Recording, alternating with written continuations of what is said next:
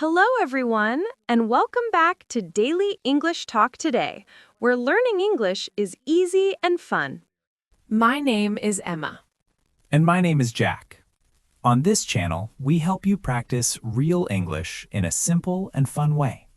Today, we are going to learn how to use to and for in English. So, Emma, how was your day? It was nice. I did some work, had a coffee, and tried to slow down a little. What about you? Pretty similar. A normal day. Simple things. And of course, thinking about English. Always English. And today, we're talking about something very small, but very confusing for many learners. Yes, to and for. People often ask, should I say to you or for you? When do I use to? When do I use for? Don't worry. Today, we'll make it simple. One clear idea, real examples, and English you can use every day. And before we start, if you enjoy learning English in a simple and natural way, Please like this video, share it with your friends, and subscribe to Daily English Talk Today. all right, let's get started. All right, before we go into examples, let's relax for a second, because to and for are not scary words. They're small, but they show different feelings. Yes, and that's the key. Feeling, not rules. When people get confused, it's usually because they try to translate in their head. Exactly. So today, just remember one simple idea. To is about where something goes. Yeah, movement, direction, or a person. So very simply, and this is enough for now, to is about where it goes. And for is about why we do it or who benefits. You don't need to remember long explanations. Just feel the difference. And don't worry, we'll practice this together with real examples in a moment. Yes, step by step, slowly and naturally. All right, let's start with the most common use of to. This one is super friendly.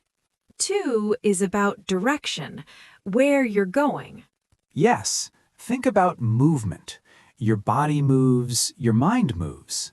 You start here and then you go to somewhere else. For example, every morning I say I'm going to work. Very natural. You're not at work now, but you move and boom, work. Or maybe after work you say I'm going to the gym. I'm going to the supermarket. Exactly. Home to the gym. Home to the supermarket.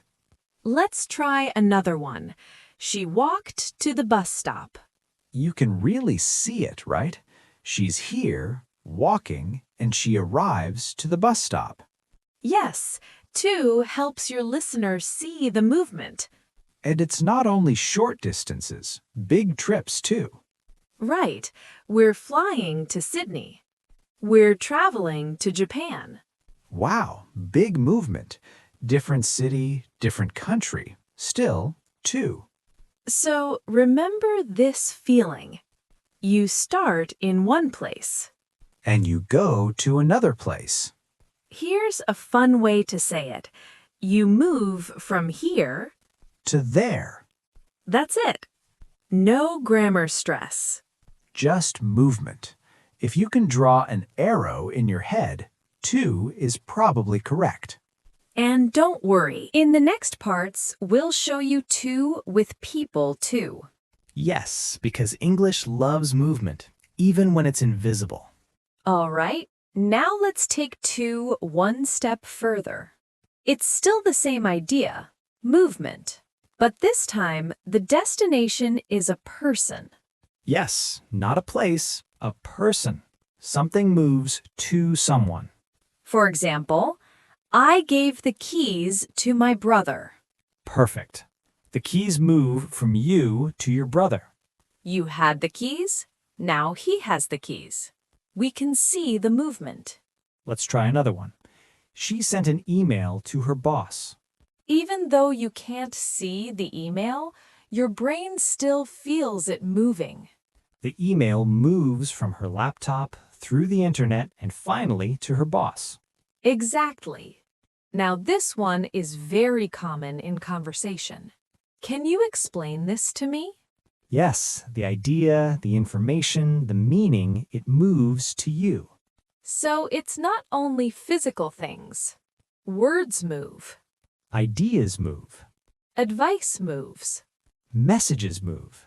Everything can move to a person. Here are some more natural examples. I sent a message to my friend. Don't say that to her. Can you talk to him later? All the same feeling. Something goes from one person to another person. So remember this simple idea. To is about receiving. Yes, if someone receives something, to is usually your best friend. No rules to memorize. Just ask yourself one question.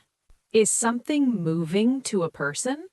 If the answer is yes, to sounds right. Nice and easy. Now let's look at another very common use of to. And this one shows up everywhere in daily English. When to comes before a verb, it often becomes part of the verb pattern. So don't treat it like direction or destination this time. Yes, this is where many learners stop and think too much, but actually it's very natural. We say these phrases all the time without thinking. For example, I say, I want to learn English. I'm not moving anywhere. Nothing is going to a place. To is just connecting the idea of wanting with the action. Exactly. Or we decided to stay home.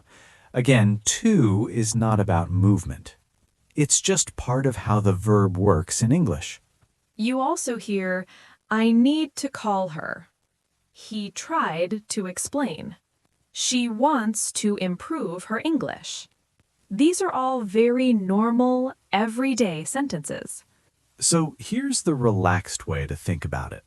When to comes after verbs like want, need, decide, or try, it's simply part of the verb structure. You don't need to analyze it. Yes, don't overthink it.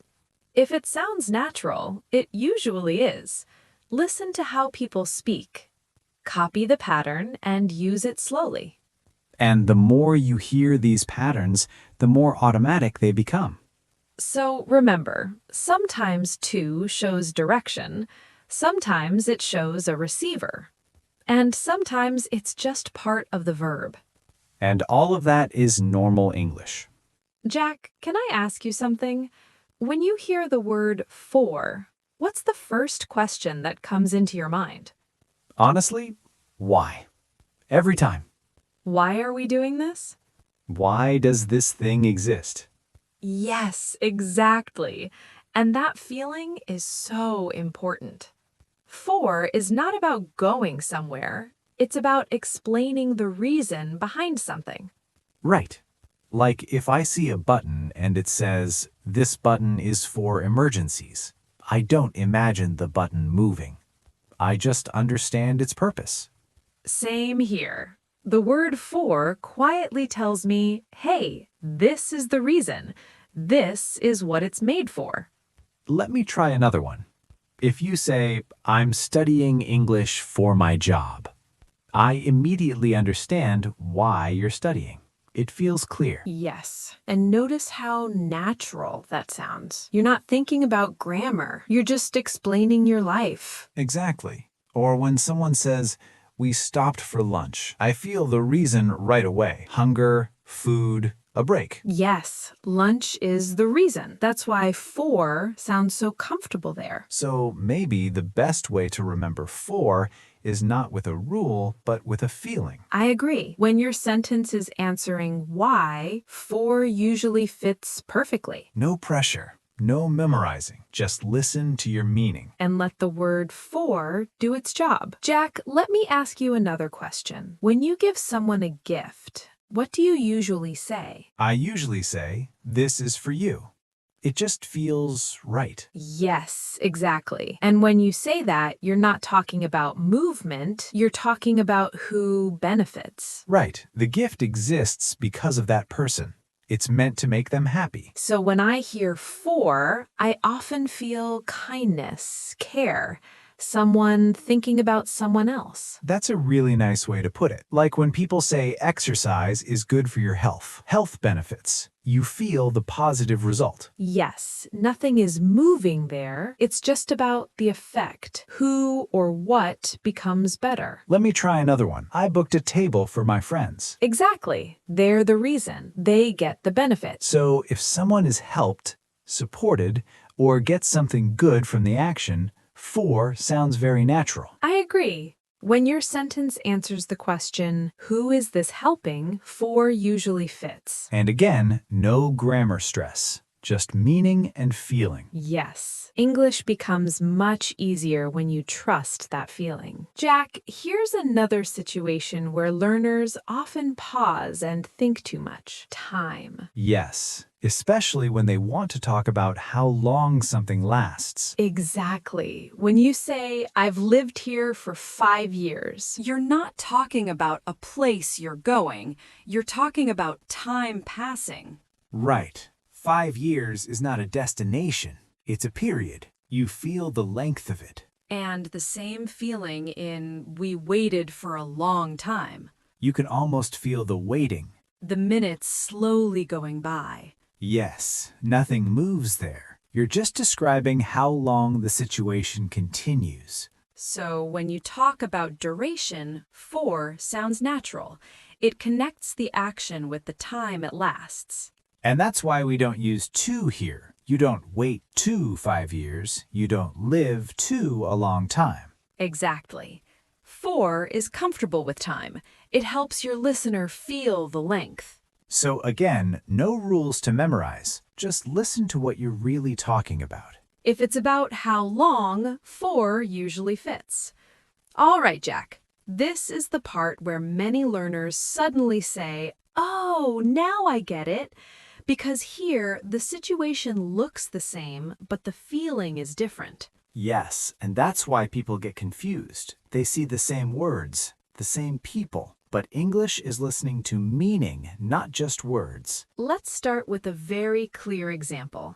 I gave the book to Anna. How does that feel to you? It feels like movement. You had the book, and now Anna has it. The book changes hands. Exactly. Anna receives the book. Now listen to this one. I bought the book for Anna. Ah, different feeling. The book might still be with you, but the reason you bought it is Anna. Yes, same book, same Anna, but the meaning changes. One is about giving, and the other is about who benefits. So this is very important. To is about receiving. For is about benefit. Let's try another one. This app is for learning English. What do you feel here? Purpose, reason. The app exists because of learning English. Right. Now compare it with I need to learn English. Do we use for here? No, because now we're not explaining purpose. We're talking about an action we want to do. To becomes part of the verb. Yes, same word English, but completely different role in the sentence. Let's do one more. This one happens in real life every day. I'm going to the gym. That sounds like movement. You're at home, and later you arrive at the gym. Exactly. Now listen to this. I go to the gym for my health. Same gym, same person. But now we're not talking about where you go. We're talking about why you go. And that's the key idea. Same situation, different feeling. English is not asking you to memorize rules. It's asking you to choose the meaning you want. If you focus on meaning, to and for suddenly feel much easier. Yes.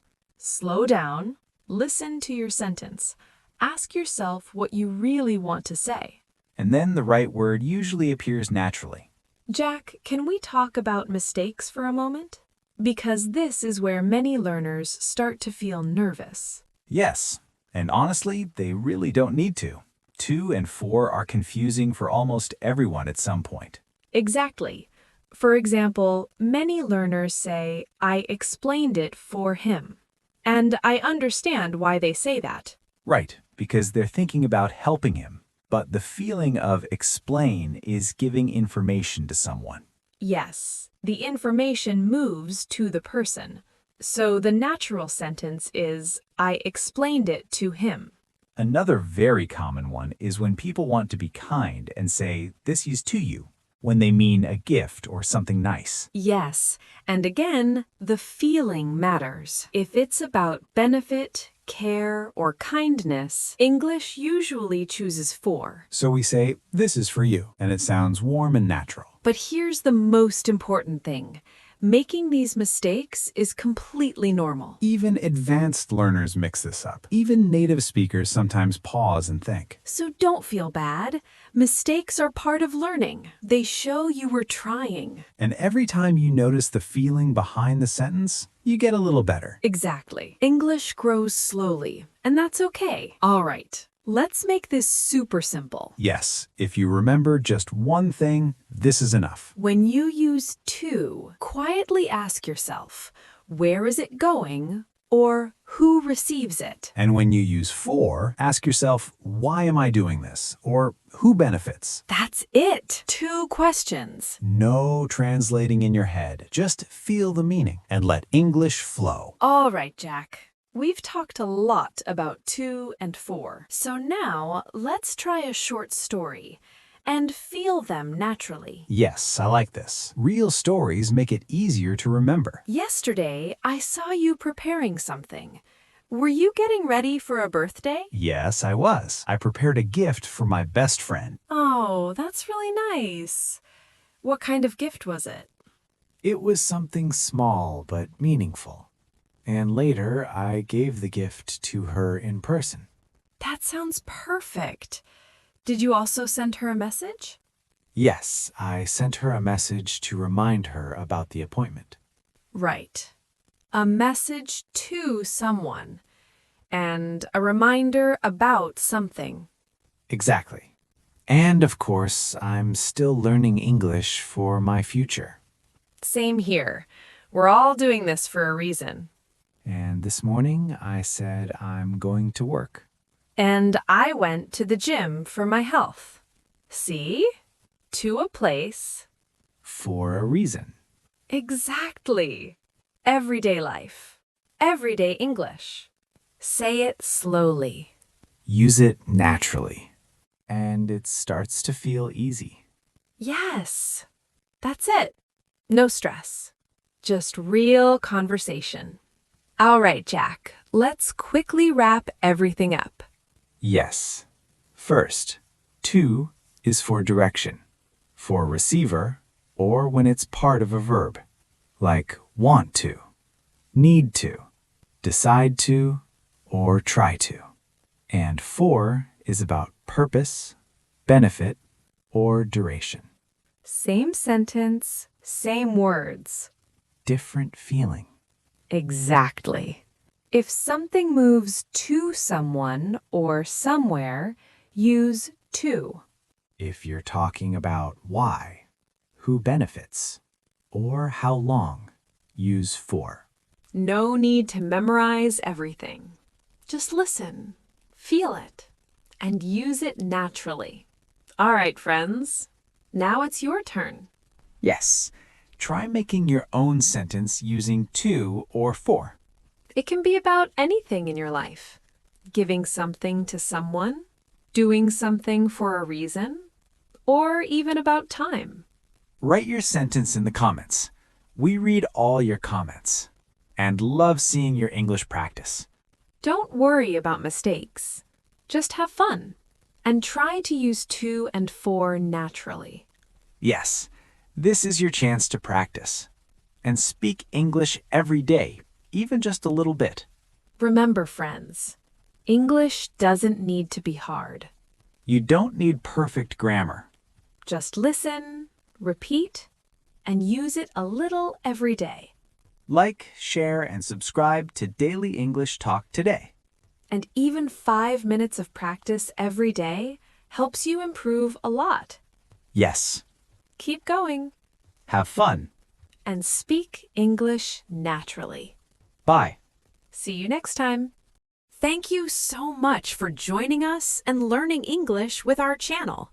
We truly appreciate your time, support, and dedication to improving your English skills. Your presence motivates us to continue creating helpful and meaningful lessons for you. We wish you great success on your English learning journey, and we hope our channel will continue to support you every step of the way. Thank you for learning with us.